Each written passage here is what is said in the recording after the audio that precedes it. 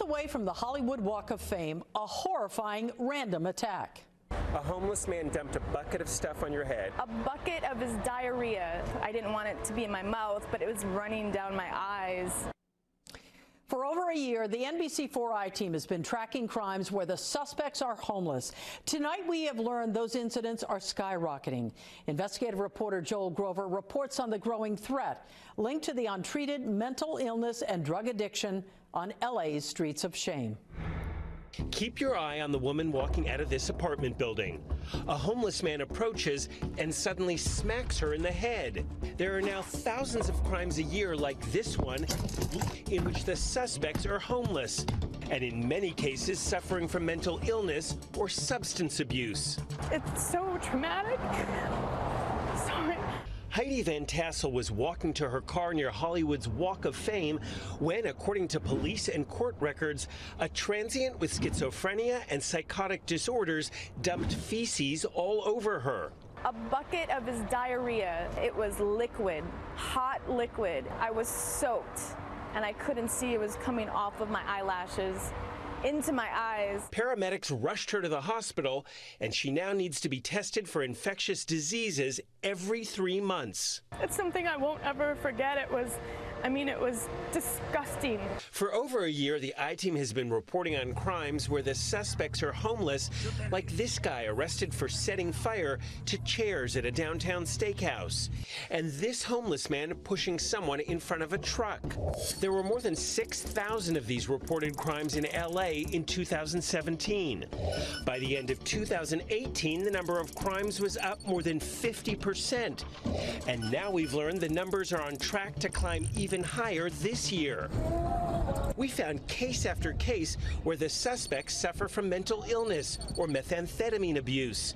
Meth use has been linked to violence, and so is untreated mental illness. How could you live in this kind of environment and be okay? You mean mentally okay? Mentally okay. Reverend Andy Bales runs the Union Rescue Mission. Does life on the streets lead to violent behavior? Absolutely. Like the attack on that woman on a downtown LA street. Keep watching. Just seconds later, the man punched another victim, attorney Brandon Cohen. Were you kind of in shock when it happened? What was shocking was that I lived here for 4 years and it didn't happen sooner. We found the homeless who are arrested for these crimes are often right back on the streets without getting any treatment or help. I am always on the lookout. We discovered that Brandon Cohen's attacker, Charles Fuller, had 4 previous felony convictions. But after he attacked Cohen, the cops simply gave him a citation for battery and let him go. 4 months later, a block away, a similar attack against this mother and daughter. Though the police didn't make an arrest, so the suspect wasn't identified. They need treatment for be it drugs or mental illness. Nobody touched it. Like Jose Rio Frio, who made headlines in New York for stalking a TV anchor. He moved to LA, where he was convicted of threatening to kill a security guard. Last May, he wandered away from this psychiatric facility and has since been on the LAPD's missing persons list. But the I-Team found him hiding in plain sight, sitting day after day, I'm not married. yelling at people from this Hollywood bus bench. Right now, you're still suffering from mental health issues. Yeah, sure. It was awful. And it changed my life. Heidi Van Tassel says she's experiencing PTSD from that attack 7 months ago. It's changed the way I feel walking on the street. Court records show her attacker was charged with battery and taken to jail. He doesn't need jail time, he needs mental health care. I have empathy for him because he needs help. Heidi's attacker was found mentally incompetent to stand trial, and prosecutors tell the I-Team he's now back on the streets. I'll never, ever forget his face.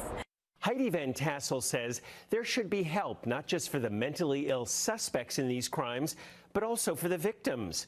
According to text messages she showed me, the LAPD told her their victim's advocate would contact her to offer her services.